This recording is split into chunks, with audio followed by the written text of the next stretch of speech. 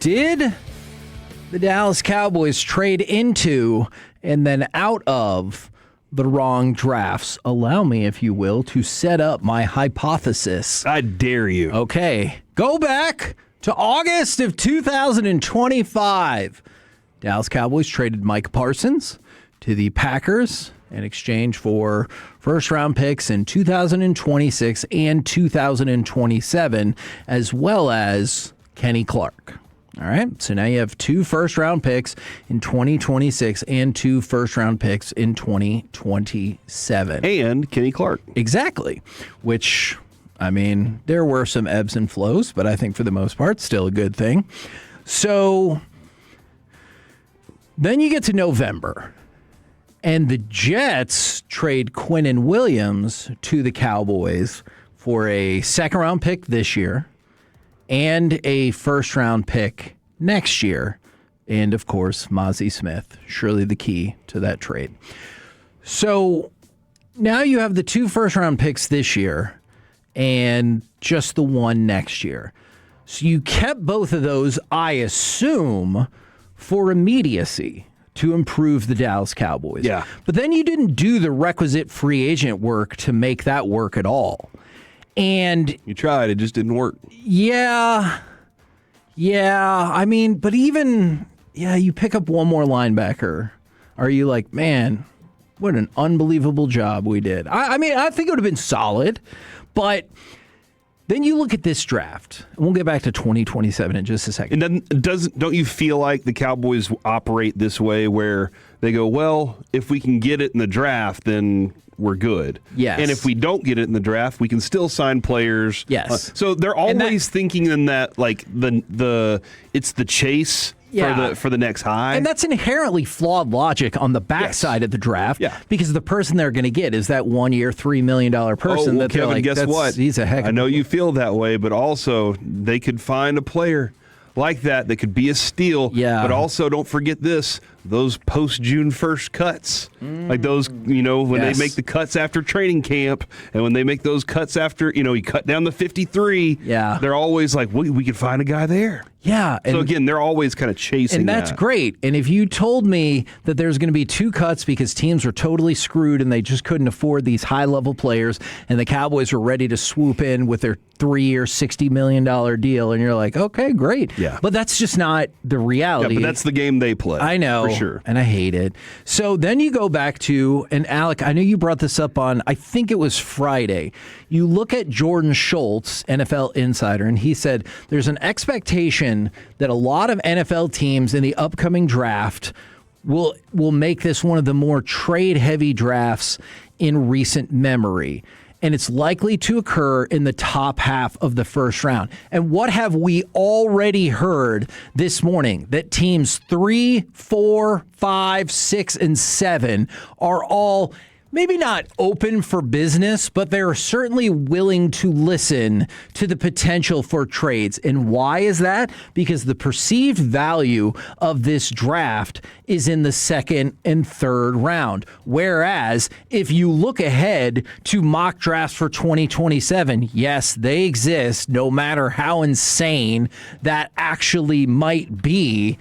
And there's some psychopaths out there. Yeah, for sure. And that already looks like the way better draft. You have a wide receiver in that draft in Jeremiah Smith who would smoke every wide receiver on this board. Now, that's not to say that he'll automatically be the best player because who the hell knows. But just when it comes to scouting and evaluating, there's no question Jeremiah Smith from Ohio State is a better prospect than every single wide receiver in this draft. And then whether you think There's 3 quarterbacks in next year's draft also that can go high. And whether you think that is Arch Manning or Dante Moore or Julian Sand. Yeah, whoever, exactly. Thank you. And whoever you think it is. There's going to be more quarterbacks available, which theoretically that still wouldn't be what the Cowboys are looking for, but it would ideally push more people down the board. And so you also have some emerging talent defensively that look like they could be studs going into the 2020 draft. So, Corey, you were just talking about the way the Cowboys operate business-wise versus what you think, what so many other people think they should do business-wise. Are you worried at all for the sake of immediacy that the Cowboys kept the pick in the weaker draft and gave up the pick in the stronger draft? I realize if you had one pick here and then 2 picks in 2027, that might not rile up the fan base as much going into this season. But if you were going to have another mediocre year and all of a sudden you had 2 first-round picks in what looks like a marquee draft, I feel like that would rile up the fan base just fine next year. Yeah, if you had made some additions free agency-wise this year that you felt could help that. But they thought this offseason, they were like, we're going all out defense. That's what we were being, because it was so bad last year. It was so bad that you're going to have to kill this draft for sure. And I'm not arguing against that. That being said, you do have a lot of a lot of high. You still have a lot of really good, talented players in the top 10 of this draft. You're at 12. I'm looking, Kevin, right now at 12, specifically next year, and I'm not saying you're going to be there next year. I don't think the Cowboys are going to be in the same position next year. I just don't. That's just me from right now. You think they'll be in a better position, yes? Better as in, like, top 5? No. No. Okay. Further down, I think they'll be further down. That's what I meant. Better as a team. Yes. Yeah, I think they're going to be better as a team and less positioned for that because they feel like they have to make the fix right now. And I think they think the draft is going to help that this year. But I'm looking at 12 next year, Kevin. KJ Bolden, safety out of Georgia. Guess who number 13 is? 14. Jalen McClain, safety out of Ohio State. 15. Keon Sabb, safety out of Alabama. So 3 top safeties, all right there where the Cowboys would be if this was next year's draft. Yeah. And here you are hoping you get this one dude. Or Dylan Thieneman, who, by the way, Ted Wynn, who we like a lot, is like, dude, this guy's going to be the favorite for a lot of defensive coordinators out there. All I'm saying is go watch the guy. If you see him, you're going to like it. You're going to say, is this, as Ted Wynn said, is he a linebacker or is he a safety or a cornerback on this? I don't know. Yeah. And that's what you're trying to disguise all the time. So here's the conundrum I find myself in with this question, because I don't know how far ahead the staff looks and what those grades are. And you don't know what kind of jump or regression those players will make next year. Okay, so while it looks good now, we've seen plenty of players, Kevin, where you're like, this dude's, you know exactly where he's going to be. Hell, wasn't Arch Manning slated to be the number 1 overall pick this year, and he wasn't good enough? And there's already people projecting him to be number 1 next year, and we'll see about all of that. So, oh wow. So when it comes to, there's Alex sending a lot of Astros injuries my way right now. So when it comes to that, I don't know how Will McClay's staff, when they sat down and made these trades, if they were like, this is the better draft for us right now, or if they just said, this is the more immediate impact we need. And I think Jerry and Steven probably sat up there with Shoddy and went, our offense is fine. It's going to be fine as long as we get this George Pickens deal done. But as our offense is fine, we just need to have some impact players. Hearing Jerry say, if we could have just played a lick of defense. Yeah. I think he believes that. I think he also heard that from his staff. So I think that's their mindset. Do I know the value of each one of these drafts? No, I don't. But I do see some extreme talent on the other end. Do you regret then making the trade for Quinnen right now? I would have flipped the first round picks. Okay. And I actually you're like the the trade's fine. Yeah, I'm perfectly fine trading the pick for the player. And then my argument would be, would that second round pick have looked different? So because the idea is, like, when you're kind of evaluating whatever draft pick it is in 2021, you assign it the point value of the first pick of the next round. Mm-hmm. So essentially, like, you would assign it the pick value of the first pick of the second round because you have no idea where that pick will end up. So theoretically, wouldn't a 2026 first-round pick have been more enticing to the Jets than a 2027? And maybe it wasn't for their own immediacy. Yeah, and maybe it wasn't a second-round pick that was included, or maybe it was a second-round pick and a third-round pick, or I don't know exactly what that would have looked like. But I kind of wonder if you could have lowered that compensation just a little bit, which rounds us back around to this. People are talking about trading up, and we'll get back to that in a second. Whether it's Caleb Downs, whether it's Bain, McCoy, whoever, there are mock drafts that make it look like this board is not going to fall your way. Oh, yeah. I've looked at plenty of them. And I shouldn't say I know. Hell, I've done my own, and I've done my own that put me in a situation where the 10 best players go. Yeah. And crap, none of them got there. And then you get mad at yourself for mocking it like that. But I would guess Steven would say something like this tomorrow.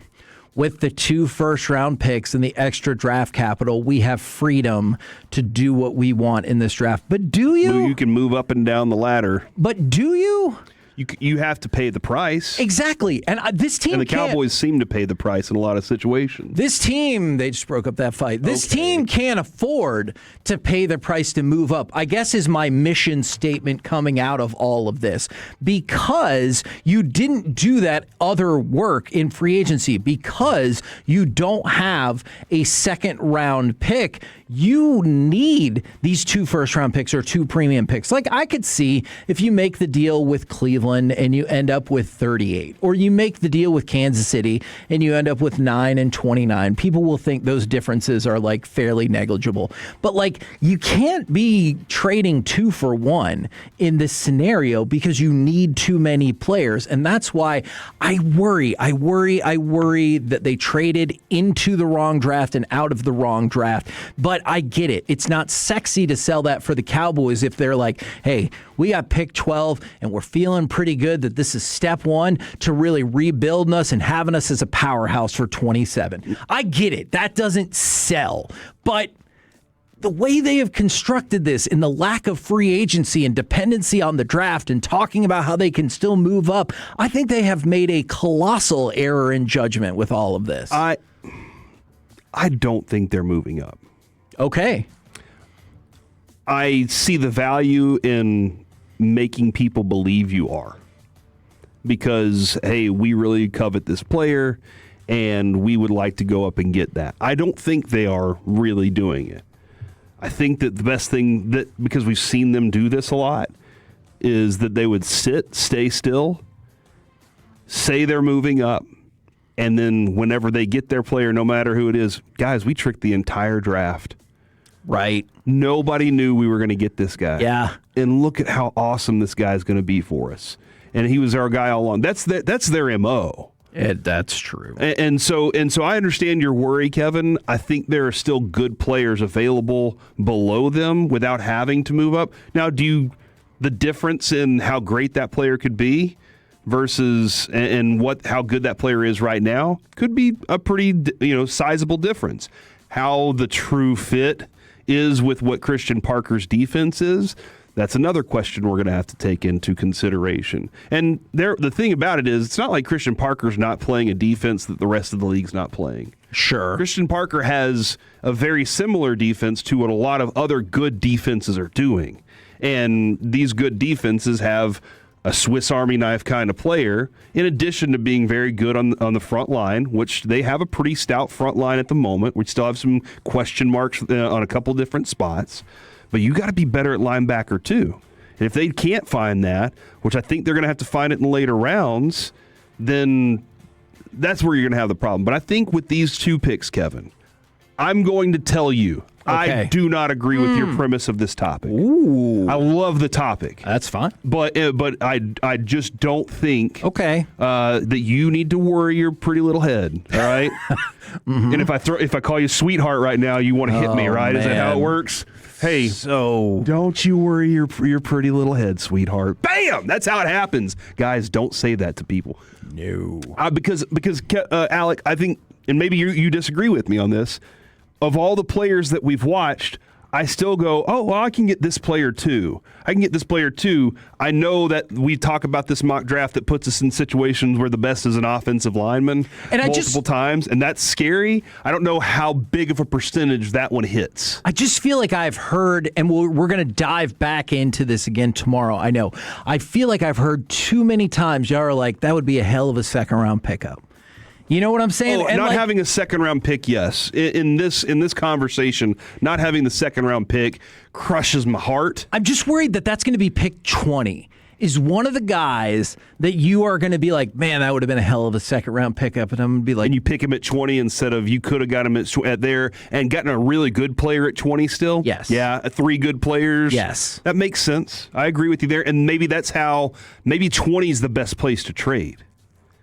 It could be. If we discuss 20 might be the best place to trade down, and pick up still a first rounder that we could. I mean, we could find plenty of first round guys, sure, but then also have something in the second round that you're working with. I know that's going to take some finagling. You've thrown out some really good options out there. Look, my new dream scenario. I realize this is a dream scenario. Is Kansas City really panics and they have a player that they absolutely covet at pick 20, but they know Pittsburgh's going to take him at 21. And they try to throw out some BS offer, and then all of a sudden they're like, okay, we'll give you pick 29 and 40 for pick 20. And I'm like, sold! But Alec, with all the work that you've done this year, do you feel like if they just stay at 12 and 20, they're going to get 2 good players? I do.